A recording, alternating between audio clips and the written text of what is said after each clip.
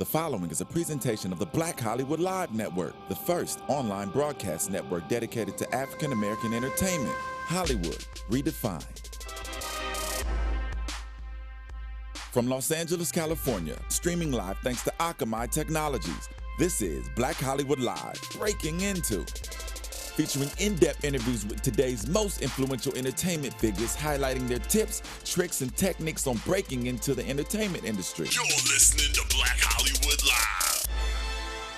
And now, the host of Black Hollywood Live, Breaking Into. That's right.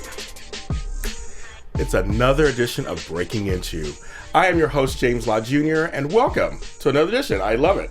And today, I have a guest for you that my whole family and everybody I know is excited about, but I'm even more excited. And she is the co-founder and CEO of Miss Jessies Products. She's also the co-author of this wonderful book, Creating a Successful Business from Scratch Naturally. I love that part of the title. And her name, in my honor, Miko Branch.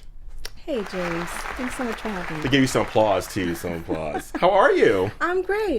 Glad to be here in LA. I feel you're wearing the LA whale, aren't you? I'm in the LA spirit, a little unrecognizable, but rock my hair straight just to get with the LA program just for a Still minute. beautiful. Thank you. Always still beautiful. Seriously, my friends just like, and my family were like, oh my God, we're going to watch your show. I've been on, this is like my 5th or 6th episode, and now I'm going to watch the show because you are here. Oh my God. Not an honor. I just think this is an honor and privilege. Thank you. So now I want to tell you, I actually read parts of your book, and I have my own business myself. I'm a super organizer. It's my business. I'm a professional organizer. And you really do give step by step. We're going to get into it. Right. About how to create a business. Yes. Through your examples. And so writing this book, after you wrote it and kind of looked back on it, how did you feel? It felt great to put our story down. You know, James, my sister Titi and I, at around 2012, we decided that it was time for us to share our story and try to inspire others to do what we did. There's so many people who are good at something, and just being able to take that from soup to nuts and make it real, we thought that was so important. So we did it in book form. And I think it's really important for me as an African American to see someone else who's an African American to put out a book about entrepreneurship. Yes. It's like, why aren't we more of us doing it? And maybe some people just don't know how to get started. Yeah. Well, you know, many of us probably are doing it, but to really package it in a way that makes it a little bit more serious and a little bit more formal, I think maybe we need to see a little bit more of that. Yeah. But many of us are doing hair in our houses. Many of us are maybe selling our pies. Yes. We're doing business. Yeah, we are. Yeah. But to do it in a more kind of official form, I think is really nice also. I think so. Yeah. I think so. It makes us take ourselves a bit more seriously, and to be able to make money at something that you love, that's amazing. It's one of those things I always say, if you wake up and are not doing what you love to get you out of bed, then what are you doing? It's a crime. You I know? mean, it really is, isn't it? It is it's a great word for it. It's a crime. Yeah. You should be, this life goes by so fast. It sure does. I'm getting up there and Me just, too, girl. Me too. The gray is coming out too. I'm like, ugh. Just so happy to be able to do something that I love, because the time goes by in a way that makes it feel like I'm doing something that's right. You know, I encourage anyone, you know, if you're going to start your own business, definitely do something that you're good at. Yeah. Or, you know, definitely do something that you love. Yeah, I agree. Now, we're going to talk about many parts of your story, because part of it really is about starting a business with a family member. Oh, yeah. And you have some tips that you gave us. I was like, that seems true. I mean, just overall, when you look back on that, are you amazed you guys were able to do this and really come to fruition? There's parts of it that are amazing to me, but, you know, going into business with my sister, not amazing. We were always close. We were latchkey kids. My sister was always my big sister, so going into business with her seemed like the natural next thing to do. Yeah. I couldn't have been Miss Jessies in the way that we are without my sister. But, I mean, there are some challenges. Yeah. You know, my sister and I, not only did we run a business together, James, we were roommates. You know, oh my God. You know, we were we co-parented together. You know, Wow. we were best friends. We Yeah. were business partners. So all of that exposure to one another can be a bit much. Yes. And sometimes it gets a little bit rocky, but oh my God, just so fulfilling to be able to do it with someone you love. You wrote you end the book with a letter to her. Yes. I thought that was really beautiful Yeah. and great. And I was going to ask you, so you're kind of leading to my question. What is one thing that she used to do that bugged the crap out of you that now you can kind of like laugh and kind of go, oh, okay, now? Let's see. Because now you said you were roommates, you co-parent. I mean, that's a lot of time together. There wasn't much that she did that bugged me, but I think in business, Titi, if she could, she had a heart of gold. So sometimes a heart of gold is great in one aspect, but in business, sometimes it's a little bit much, particularly after we're doing something like hair, which is manual labor. you Oh, know? yeah. My sister loved to be generous, and she thought that we had a lot to give, but at the end, it all worked out. Well, yes, Yeah. obviously it did. Yeah. That's great. And so what is one of the things that she brought to the table that you admired in your business together? James, there were so many things. My sister was a great organizer. So in the I like that. in the early days, I was very much the creative person. I Okay. just did hair. Okay. Really not interested in any of the administrative part of the business. Not really interested in the operations of it. My sister allowed me to really focus on my craft. So Titi brought a structure to our business that was so beneficial to me as a creative person. I was able to really focus. There were so many things. When we started our own salon, we didn't have the money to hire painters and floor finishers, so she did it herself for us, and I pitched in. Titi was our accountant. She was also our attorney. She answered the phones. There were so many hats that Titi brought to our business. And then there's also a trust factor. Yeah, you know, yeah. doing all, you could be a great partner, but if there's not that trust, you know, it's just a real uncomfortable dynamic between two people. So That's a good point, actually. Yeah, and you had an inherent trust, plus because you were sisters. That's Which right. were best friends. But yeah, that's a good thing for business partners. Absolutely. Trust is so very important. You know, you can be excellent at what you do, but if you're, you know, losing sleep at night, wondering, you know, was all the money deposited? Or, you know, are you making relationships or forming relationships with others that may not be beneficial to the business and the partnership? That could be really stressful on any partnership, I believe. That's very, very true. So now for you, were you entrepreneurship kind of based growing before? Or you just like, I was hair, I want to do hair. Did you think you would be doing a business?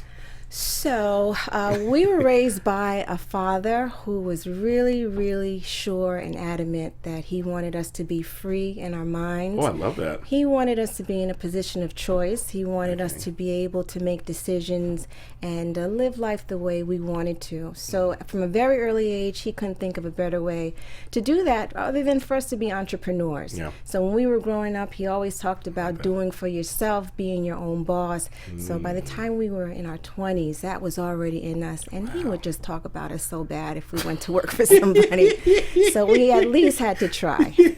What a great thing for our daughters. That's a Yes. great father. That's a great thing. He was, I think our dad was somewhat of a ladies' man, and he was on the other end of the spectrum, so he understood, you know, from a man's point of view, all the different ways and angles that, you know, are out there. Which could work, yeah. For women, and he was blessed with 2 girls, so I think he thought that we needed to know some things, and he thought being independent was a great way for us to be able to live this life and at least have a head start.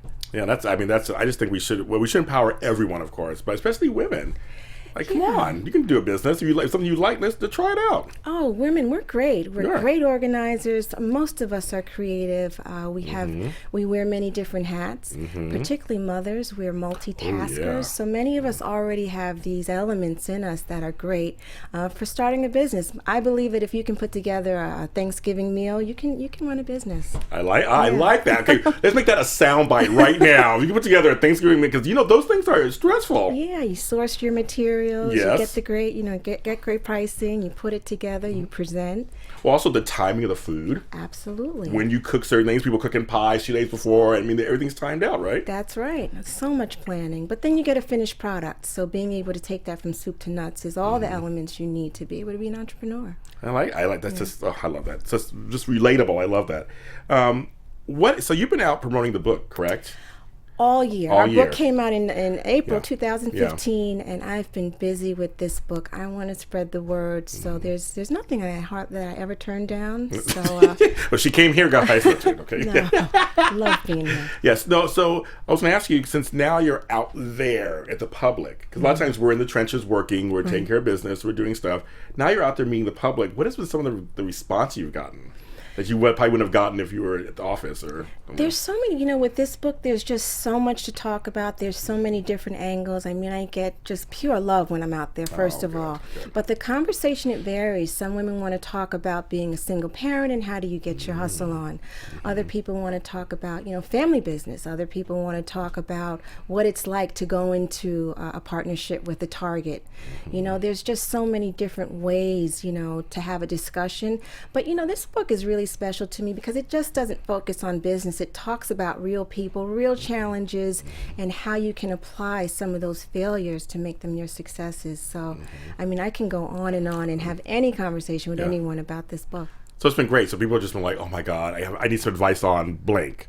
You're like chapter 5, so it gives you an idea of what's going on, right? Yeah, and our story is a relatable story. There's so many of us, who grew up with a sister. There's so many of us, particularly the Black experience. We all, it's familiar. And some of those things, we all have a grandmother. Many of us have a Miss Jessie that we sat around Yes. with. So it's good. I used to have hair. I've had every hairstyle on earth. I And know take care you of it. did. I love it. I love hair. So so hair. How did hair come into your life as a career?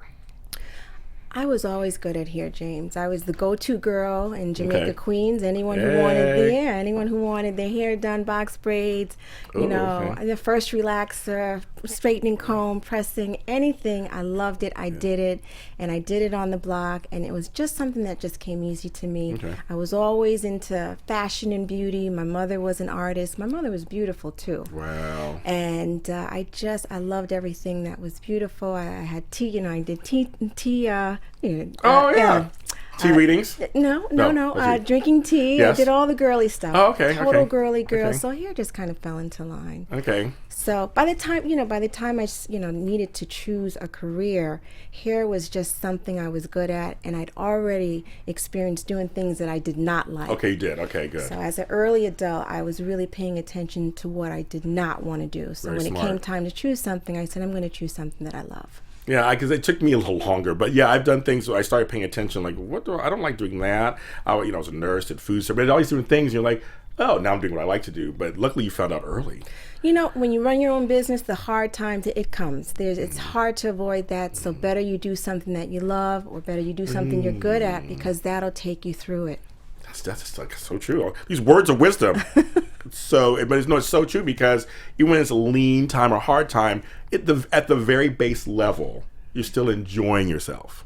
It doesn't even feel like work. Right. I agree with that. Yeah. Okay, so let's start with these. So the first kind of things you talk about is like basically coming together to create a business. What are a couple of things people should think about when they have an idea? So suddenly, I think I want to sell pies, just for example. What are a couple of things you think people should really think about first? I think you should keep it simple. I think, tools like the internet, it's just such a wonderful tool. You have access to it. Research it as much as you can. Talk to as many people as you can. But you know what, James? You really have to just do it. As an entrepreneur, I think business school is wonderful. I mean, if you can afford it, go.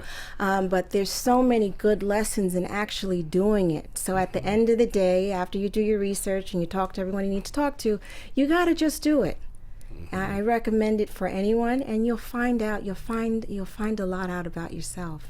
That's true. But just go out and do it and pay attention, obviously, while you're doing it. Absolutely. Right? Absolutely. And pay attention to what's going on and go, oh, that worked. That didn't work. Oh, that's interesting, right? And stay open, I guess, right? Stay open to the universe. And forgive yourself if you make mistakes. You have to forgive okay. yourself. You can't be hard on yourself while you're going through that process. And you have to look at it like it's school. That is your school. And I think that it's a more valuable way to experience being an entrepreneur by actually just doing it. Now, what is one thing you think is a common mistake that new entrepreneurs make, and how did you avoid that? Or did you avoid it? I think fear is such a big roadblock for many of us. I think fear, whether it's our own fear or allowing others to put fear into our hearts as we're trying to venture off and do something that we may like, something that we may love. I think fear is something that could really prevent anyone from moving forward. That's true. So your advice to people who may say, you shouldn't make those pies. Everybody makes pies. That's crazy. What are you doing? You need to kind of stave them off then, just go stay on your path, right? Oh, you got to keep the negativity away from you, because it'll really set you back. And if you make the pies and they're not good pies, guess what? I bet you'll make some good pies next time. Right, exactly. Right. Mm-hmm. Again, if you're paying attention and seeing what didn't work in the pies, I guess it works. Absolutely. Now, for you joined. On the same theme of this, you guys decided hair and hair care products. It's a huge industry. So was it daunting? Was it just we'll make our own niche and we'll be fine? How was it for you in the beginning? Well, my sister and I were doing hair in our house. We were doing hair in Bedford-Stuyvesant. We were actually doing Brooklyn. hair illegally, and we'd made some bad decisions. So Okay. we actually had to refuge to our house in order to pay the mortgage. Oh, wow. Okay. Yeah, so we weren't operating with the notion that we were going to change an industry, revolutionize, the beauty industry. We were really just trying to pay our bills. We were really trying to feed my son. My son's dad wasn't around, so it was really important that we make ends meet. But what was also important to us, that we offered good service and we made good on what we said we could do. So with that in mind, we stayed focused on what we were doing, and then it just, everything just fell into place. After we decided that we were going to specialize in curly, kinky, and wavy hair, we needed product to support that. And at the time, in the early 2000s, there were no Miss Jessies. There were no Targets who shelved Miss Jessies and other products. Right. So we took it back to what we knew. And that was our grandmother. When she didn't have what she wanted in the supermarket, she would whip it up from scratch. And that's exactly what we did when we found out that there's nothing that's going to support us the way we wanted to. So what we did was we mixed a little bit of this with a little bit of that. If this product was too oily or if this product was too hard, we just put common sense to it and came up with something that really supported us. But, it was Titi who stayed up later than me, really? And it was Titi who cracked that curly pudding nut, which was our first product. Yeah, your first product. Yeah, I know it. Unfortunately, I wasn't blessed with curly hair. I did have curly, and I shaved my head one day, and when I grew my hair, it was straight. Well, don't say that. You might have curly hair. You think it may come back? Yeah, and that was one of the biggest discoveries that Titi and I had, is that many people with an African descent had curly hair. Many of us probably viewed our hair as being kinky, which it is in some areas. Yeah, some areas, right. But what a kink really is a tightly coiled curl. Okay. And we thought that this discovery needs to be shared. Luckily, we came out during the time that the internet was really starting. Yes, you did. Yeah, so great. The internet was really starting to boom, and we were able to spread that word. And that was a real important message for the woman of color, because maybe intentionally or unintentionally, we might have been told that we had bad hair and not good. So not only were we doing, hair styling and coming up with product, we were also assisting women in their esteem, and that was just so important. Which I love. No, seriously, my cousin Bobby was like, yes, tell her thank you from your curly haired cousin. Because it's like, because you're right, because this is such an important thing for our community, and even for people who have curly hair who are not in our community, who just I can't find the right product to tame my hair or make my hair look healthy. Right. And it's a very important thing out there. Yeah, and embracing what God gave you naturally is really a wonderful thing. To be able to rock your hair how God gave it to you naturally is just so important. And now, James, curly hair, kinky hair, wavy hair, it's a preferred look. People are not doing it just because, they want to make a statement. They're doing it because, some guys, they like it a lot. Yes, they do. Yes, they do. And, also an important message for our kids when they see mommy, when they see daddy, just being able to look, as beautiful as you can with what God gave you. That's so important as we're messaging to our kids. Yeah, let's stop with the whole, it's kind of died down a bit. Just straighten your hair. You got to relax your hair. You got to do, oh my God. It's just too much work if you have curly. I'm like, no, I love seeing beautiful curly hair. So, Yeah, I mean, you can straighten your hair. Yeah. It's something, hairstyling and beautification. I mean, you can express it in so many Right. different ways. But to be able to go back Yes, that's when what you I- want to, when you want to go back to natural, Yeah. just being able to love that just as much as you love everything else, I think that's a beautiful thing. you bring up a good thing about self-esteem, and it's so a lot of it is, especially in our community, is tied to our hair, isn't it? Yes, we've had a lot of images that really influenced us, and I'm sure growing up, we didn't see many people wearing curly hair. Nope. So just to be able to thumb through a magazine and see something that looks like you, that's presented in a way that's beautiful, is really great for us. I always say that beauty, entertainment, all these fields that people may think it's frivolous or just like, I think it's just as important as law and politics and health, and I mean it's all part of our society and culture. Yes. And when we have people who feel good about the way they look and where their hair looks, I think we have better society. Absolutely, happy people. I think so. I think so.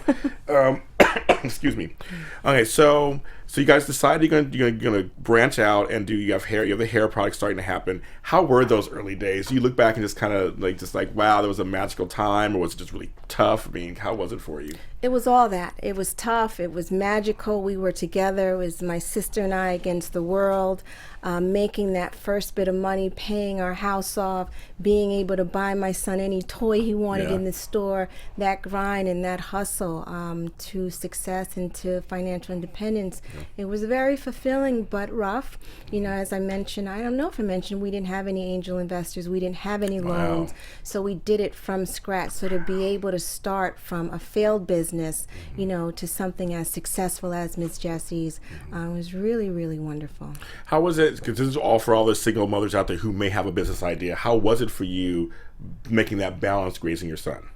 So what I did is I focused everything around my son. It was really important for me to be in his life. I knew his dad wasn't going to be there, so my business was in my house. If you wanted to get your hair done by me, you had to come to the hood. Okay. That's where I was. That's where my Okay. baby was. Okay. He was on the 4th floor. I did hair on the 2nd floor. So I just really, everything was centered around him, and it worked out. My son knows me very well. I was able to operate a business, but also be in his life, because that was the important thing. Of course, because kids just want to feel like they're heard, loved, wanted. That's all they really want, right? At those ages, when they're young. Oh, absolutely. That attention that you give your child is so important. That love, all of that makes for a decent and a very wonderful citizen. So I hope my son has that from me. I'm sure he does. As I'm meeting you, I'm sure he does. So the thing is, so you did make it work. So single mothers or single fathers who are out there, you did find a way. You just had to find your own way, basically, to make it work. I did, and I chose something that I was good at, and I chose something that came easy to me. So as I was grinding it out, it didn't seem like work. And then as I prioritized and just made things make sense for me, I wanted to be with my son, and I wanted to pay my rent, and I wanted to do something that I loved. So what did I do? I housed it all in one building, and then I was able to work with my sister and do it. Yeah. That's a great lesson. Just like you find your way, like you find what works for you. Like you said, keep it simple. Like you said earlier, just keep it simple. Kind of find a way to kind of work it out. And don't make it hard on yourself. Some of us feel like we have to do things the hard way in order to reach success, and I don't agree with that. Just really finding ways that make sense, and just ways that you can get to where you want to go quicker. And a great way to do that is choose something you love. How do you distinguish from people as you move along the way and you're doing it? People want to give you advice, whether there's somebody close to you or not. How do you navigate through that? And did you? And on top of that, a second question would be, what was the best advice you got early on? So people giving me advice, or people asking me for People it? giving it, like people will say, "Oh, well, you should do it this way," or you should, that kind of stuff when you first start. So there's always wisdom, and I'm sure that there's something helpful in advice and wisdom that people want to share. I'm very discerning, so I'm always listening, and the stuff that makes sense to me, I apply, and the stuff that doesn't, I don't do it. Okay, that's right. I understand that one. That's right. Because you never know, something may come through that is really like, oh, okay. You said a few things to me, and I was like, oh yeah, that works. Yeah, and applying it as you're going through it makes a whole bunch of sense too. If there's someone is talking Chinese or another language that's really not applicable to what you're doing, you're able to just really kind of set that aside and table that and maybe get back to it later. But really staying focused is key when you're taking advice from someone. And what is one piece of advice you've gotten that you was like, this really does serve me well? Be fair and be honest. I like that. Be fair. Be fair and be honest, whether you're in business, whether you're in relationships. That karma, you can't get away from it. Ooh, you sure can't. Yeah, you can't get away from that karma. So, while you're on the come up and while you're building your business, be very, very mindful of how you treat people. Those same people that you treated well are going to be the same people that will help you if you fall. That's good. It'll be the same people who will support you for the long run as you're building your business. So that's really important. Treat people the way you want to be treated. I completely agree with that. It is one of those things. I always say people should be nice. Why not? It don't cost anything to be nice. It doesn't cost a dime. But it costs a lot when you're not nice. Oh my God. People remember you. Very true. Yeah. So leading into that, so you're in business. When was the first time you realized we got a good product here and we're making headway? Do you have a moment you remember? There's a time? So many moments, James. I mean, the moment my sister, she woke me up 3 o'clock in the morning to say, Miko, I got it. Because we'd been playing and mixing. But it was that moment when my sister woke me up and she showed me curly pudding. And because we'd sat there with our grandmother and saw her cake batter and saw the consistency, I was able to look at it and say, oh my God. We got it. That was one moment. Another moment was we couldn't make the product fast enough because we used to actually make the product. We had 6 KitchenAid mixers and we set it up in an assembly line and we would mix it. And then when we outgrew that, we got these Hobart mixers. Those are the pizza dough mixers. Yes, I heard of those. And then we couldn't do that anymore because our backs were hurting. We couldn't make the product fast enough to fulfill the orders. And we knew, oh my God, our product is fire. Oh my God! Yeah. I didn't realize that you made it yourself. And then another moment, of course, was when Target called us. We knew we had it. You're right, because it's those mainstream stores, especially like Target, which is everywhere. It's like, where do I find products for me? Yeah, and one other moment, which was really, really important, is when we were able to make good on everything that we wanted to do in the salon. We were able to make good on our promise to our customers, being able to turn a kink to curl and confidently offer that service. We knew that we had something. Right, that's a good point, actually. Yeah. Where you can actually say, okay, this is our product, and it really does work. It works. Like, it really works. Not just, it might work, or kind of works. This works. For sure. Wow, that would be a really proud moment, wouldn't it? Just kind of like, wow. Yeah. I can say, here you go, try this. Yeah, we were so proud when would you like to try our curly pudding? Yes, that's right. And we, in the early days, we do a consultation, and there were so many women who would see our before and after pictures online, but they would come to our salon non-believers. They thought we were doing weaves, Photoshop or something. Yeah. And every session that ended up with quality work and just that transformation, it never got old for us. And still to this day, I still work in the salon. And being able to really bring out everything that a woman might want or maybe not even know that she wants in her hair is it's priceless. Now you're co-founder and you are CEO, correct? Currently. So what does that mean to you on a daily basis? I mean, because you have this huge company and like you say, you're still doing hair and stuff. How does that manifest for you every day? Well, I'm a mother and I'm an older Miko now. So I understand that I have to make decisions, and what CEO means to me is I'm a decision maker. At the end of the day, the buck stops with someone, and it means Jessies. It has to stop with either myself or my sister, and it means that I have to be accountable and responsible for my decisions, and I stay focused on that because those decisions could have consequences that are either negative or positive. So that's quite a job. And no, it is. Yeah. I'm sure. So it's every day like, I am Miss C. I'm just kidding. You don't do that. I'm sure you don't do that. I know you don't do that. No time. You're busy doing it. I'm so busy doing it. You're busy doing it. And funny enough, James, I'm still running our company. We don't have a partner. We don't have a whole big management. We still have a very small company. And at the end of the day, we sit down together. But those decisions that are made are really, it keeps me down to earth. Which is very good. I'm not too big to pick up a broom and sweep up the office if it needs it. Yeah. I like that. It's like you're still in the trenches. Absolutely. That makes a great leader, I believe. Now, with your sister and you working together, because this is a part of your book you talk about. Yeah. What is, so you have to read the book to see all the tips she gives, but what is one tip that you suggest to people keep in mind when they're working with a family member? You got to communicate. Okay. You got to communicate because those awkward moments will happen. What being an entrepreneur, what it does is it also highlights what you're good at and what you're not good at. And sometimes we don't always know what we're good at and what we're not good at. So communicating between the two partners is so important. Sometimes roles change. Ooh, Sometimes, okay. sometimes a hat that you might have worn before, I have to wear it because maybe the last time you didn't do it so well. Interesting, But okay. the mortgage and everything is still due. So someone has to take the lead, and it's not always one person. That's a good one. So communicate and keep that line open because you'll need it. Now, when you come to a difficult time, because we're talking, this is also family Yes. and business. How did you guys what are some of the tricks, I would say, or that you did to kind of navigate through that? So it didn't come to like, and I'm done, see you later kind of thing. We loved each other. There you go. Okay. I love my sister to death. So remember the love. Yeah, my sister loved me dearly.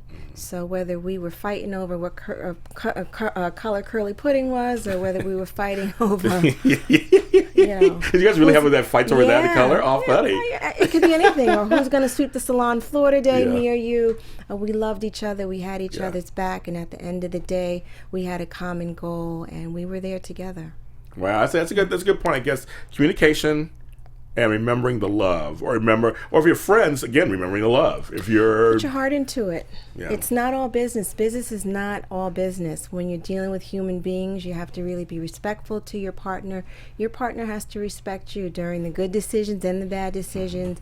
You really have to keep that love going. So do you feel you're a customer service based business? Absolutely. We built our business on customer service. We treat our customers like they are gold. Our customers are so important to us. So when they come through the door, it's all about them. We didn't have a large operation, so it's very focused on the individual. And we tried to give our customers as much attention and care as we could. I believe in with my fans, people that work with me, that we are a village. Yes. Because we come from that. That's our heritage. We Yes. come come from that. And I always feel like, I don't know about you, but like, where is the village mentality these days? I mean, a few of us have it. I want to bring it back where we all work together. Well, we do have it, and it's part of us, and each one will teach one, so we lead by example. So when we go to a village or a community where we see, good relations between one another, we talk to each other. We talk about one another, and just in the same way we talk your business bad, we can also talk your business good and say, hey, I had a really good experience. These two girls, they cared for my hair. They really, respected my time. I wasn't there all day. All those things that spreads word, just as quick as negative. That's true. So have you guys really embraced the interwebs? Because now it's kind of, do you tweet a lot? Do you kind of, or is it kind of low key? We're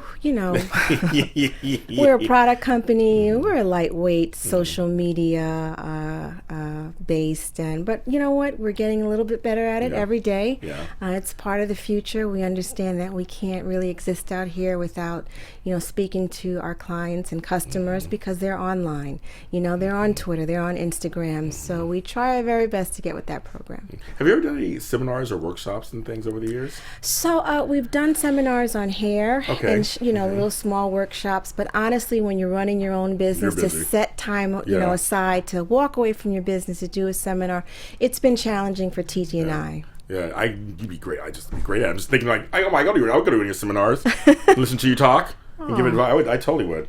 It's great. So I always believe in sharing knowledge. Is one of my mottos on this show and into my life period. Mm-hmm. What is a piece of advice that you would share for others in terms of being a successful, even African-American entrepreneur? I think that it's so important for you to keep it 100 with yourself first. And if you can be honest with yourself, you can move in any different direction, whether it be in business, whether it be in your personal relationships. You really have to keep it 100 with yourself. So and true. I recommend that to anyone, without the sophistication of business school and all of those other things. I think that there's a practical approach to business and being an entrepreneur That's really important, and it starts with you. Since you are boss, you are CEO, and you have to be honest with yourself when you made a great decision, and you have to be honest with yourself when you didn't do so well. How did you learn to be a boss? Were there role models for you? Was it all by learning based just as you were going along? Yeah. So I sat around our grandmother, and she was a boss. Okay, go on, girl. She was a CEO. She would tell you, pick up that pan, pass me that broom. And we saw her delegate. She was a great delegator. And without, any titles, I got a chance to see a woman who got results from people. And I use those, that same approach when I'm dealing with people, whether it be my employees or whether it's my son or just, I'm able to get things done in a way that is comfortable for me. And she believed that you treat people how you want to be treated. So I had a wonderful role model in her, but also I'm a little bossy. You keep it at 100, you said. I'm a keep little, it at 100. That's right. I'm a little bossy, so it comes naturally. And all my friends joke with me and say, thank God you're your own boss. And it was very, very, it was very clear to me that I don't like people telling me what to do. So there's a place for people like me. Oh, right. Do your own thing. Right. And that's what I do. I love that. It's like, she's keeping it 100, folks. You said keep it 100. Because that's actually a tough thing for a lot of people, to actually be honest with themselves. You think it'd be an easy thing to do, be honest with yourself. Yeah. But a lot of times you're afraid to, figure out what's really going on. Yeah. So as a younger Miko, I was really afraid of the word no. No represented rejection. It represented something negative. But now, no is a wonderful thing, because no lets me know that I shouldn't spend any more time in this area because there's no opportunity there. Yes. So I find that I try to get faster to a yes or no on the front end, so I don't really have to exert any more energy and I can go on to the next thing. I like that. I actually learned that. I learned last year that no is a good word. It's a great word. It can be a really great word. It's okay. It's great. Yeah. Better than okay. It's great. It's great. Let me change my language. It's great. Mm-hmm. But I did learn that last year through some stuff. I was like, oh, okay. Mm-hmm. So what is Miss Jessie's vision, overall vision? So, our vision is the same. It's consistent with what we originally set out to do, which was create wonderful product. But really the overall intention is to be helpful. Okay. To be helpful, offer solutions. We try to use our business to just set an example. My son is watching me. We have many young women who are watching us. My sister is watching me. I'm watching her. And to really be helpful and to run a business in a way that's decent and to be able to do what we love, but at the same time, do it with confidence and just move through. Is it hard or easy to maintain your vision as you've grown?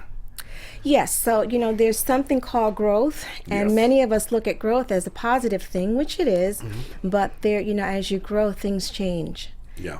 So sometimes that change is a little awkward and it's a little painful, and I've managed to embrace it, but it hasn't always been easy. Yeah. Because I was like, that's something that this month is my anniversary, 7 years in business. All right, congratulations. And that's something that I am trying to make sure I continue to keep my vision of helping people uniquely. That's one of my visions. And it's like, but as you grow, you're right, things start to change. You get different kinds of offers, and I don't want to stray from that vision. Yeah, so as you grow, and back on growth, as you grow, you got to hire more people, right? You got to manage more personalities, and it's just something to think about. Yeah. Now, how do you? Since you're right next to me, how has it been hiring people as you've grown? What are some of the things you look for to support that vision? I really pay attention to the human being and to the person. I don't care what you can do. Okay. Your skill set, all of those things can be learned, and there's That's many true. There's many professionals out here. But at the end of the day, success in our business is us being able to deal with a human being who shares similar values. So someone who really values being honest, being fair, being kind. Those qualities are so important. So when I'm interviewing you, I'm really looking for you, the person, and I'm really paying close attention to your heart. Because there might be sometimes when, we might hit a speed bump, and it's going to require you to really kick in that heart. Yeah. And it's less about how good of an accountant or a bookkeeper you are. It's really about how you get along with other people. I like that, because you're right, because people can be trained. Yep. Can be, I don't want to say molded. It's the wrong word, but you know what I mean. They can be worked into where you want them in a certain position, I guess. Yeah, you can send them to a training course. Right. But you have gold when you have a great human being on your team. That's great advice. I'm gonna keep that in mind. Actually, that's great advice because because people always want to say it's just there's no heart in business, and you said like you said earlier, there can be. It's fine. Yeah, I don't agree with that. I don't either. You can't get around a human being to do many businesses. There's some that you can, but you still have to deal with a human being to do business, and it counts. We talked about being nice earlier. That is so... I know. It's so necessary. It totally is. I'm like, I don't understand people just being mean because they can, or being rude because they think it's something that's how you should be, or you rule with fear. You're a boss that rules with fear. I hated that advice. Yeah, I hate that too. Like, no, I like to catch more flies with whatever they catch them with. Honey. Is it honey? I think it's honey. It's honey. something like that. Honey, sugar, or whatever it is. Be sweet. Yeah, be sweet. I think sweet. it just, like I said, it just really doesn't cost that much to do that. No, and there's so much to gain, and there's so much to get when you're nice. Really, you'd be surprised. So you're from New York. Born and raised. Born and raised. That's right. We love New York. I love New York. My family, my mother too. And so you come from a biracial family. Mm-hmm. So your father was? My father's African American. Yes. My mother's Japanese American. But honestly, we grew up with an African American experience. My dad had such a strong influence on us. Sounds like it. Yeah, we spent. In a good way. Yeah, it was wonderful. My mother, Japanese American, really took to the Buddhist culture at a very early age. Okay. So that was a little foreign and distant for us. But yes. Very good. And how so you're more African American identifying, you would say, possibly? I think we've had that experience. Okay. We've had that experience, but I certainly appreciate my Japanese side. Of course, yeah. But our experience, whether it be through music, whether it be through the neighborhoods we grew up in, whether it be through our relationships, we understand and we get it. How has it informed your life just in terms of your business, especially in the hair business? Oh, in so many ways. Our culture and how we were raised is so apparent in our product. If you pick up any jar, any Miss Jessie's jar, any curly pudding jar, you could hear our voice, you could hear our experience, you could hear our talk. And we're talking to many people who might have had the same experience. But, outside of culture, hair is a universal language too. So it gets so much bigger than just, where you grew up. So that's the wonderful thing about us working in the hair industry. But we, although we didn't have mentors. Mentors, because we did have role models. Yeah. Although we didn't have mentors in the formal sense, we were highly influenced by our surroundings. We were highly influenced by New York. We grew up in Queens, and we saw a lot of entrepreneurs just running around. Wow. It wasn't uncommon for us to see, like, we came up in the rap era. Yeah, that's right. Oh, yeah, we did. Yeah, we did. That's right, exactly. We were on the school bus. Yeah, we were on the school bus when, Rapper's Delight first came out. So to really be able to see someone take an art form and really make, a ton of money, that was just something we were exposed to as little babies, as young girls. So when it was our turn, we weren't that scared because we'd seen so many people do it. And Queens was a hotbed of, for talent. Yeah. So much came out of Queens. And God, back then, just in New York in general, there was art happening. Yes. Rap was happening, art was happening. It was actually punk was happening. Everything was intersecting at that time. Mm-hmm. I used to love visiting back then. I loved it. Yeah. It was such New York is such a cosmopolitan city.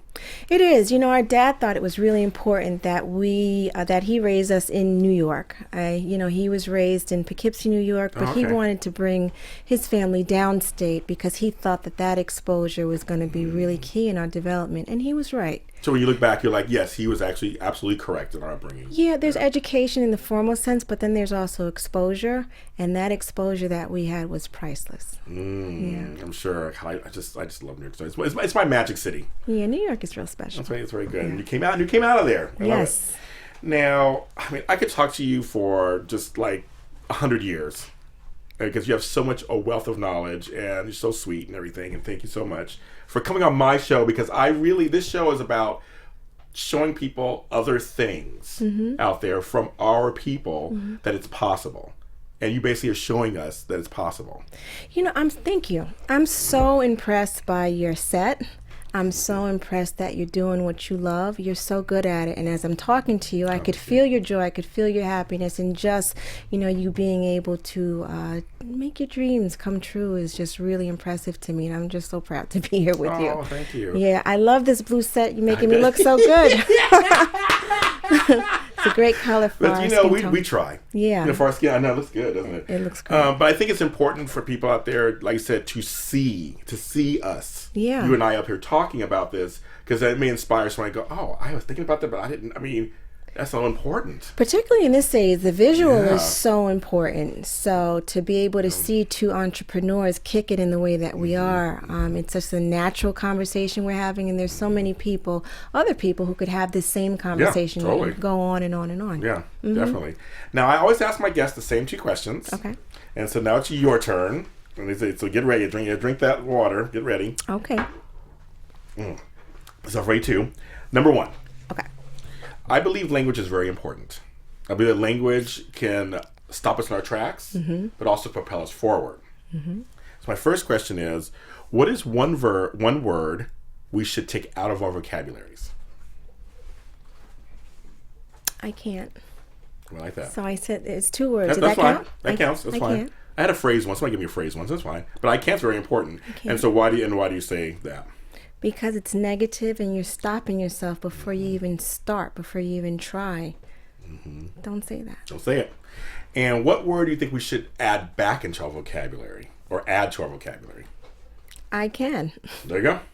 That's so true. It's just saying those can and can't. Those are very. I mean, can't is a very polarizing word, and can't. I mean, both these words are very divisive sometimes, aren't they? Very powerful words. They are. Yeah. Well, I like your answers. Those are good answers. Thanks. So now, your products are everywhere at this point, right? I mean, besides Target, I mean, they're out. I mean, I think I've seen them in all kinds of beauty shops and stores, right? Yeah, For the most part. the good news is there's actually more distribution to get, but Okay. coming from our kitchen table, it seems like it's everywhere. Seeing Yeah. our product in Target, Walmart, Walgreens, Yeah. CVS, Yeah. Sally's, beauty supply stores, online stores is incredible, but we feel like we put out some good product. I'm going to ask you, do you have a favorite product of yours?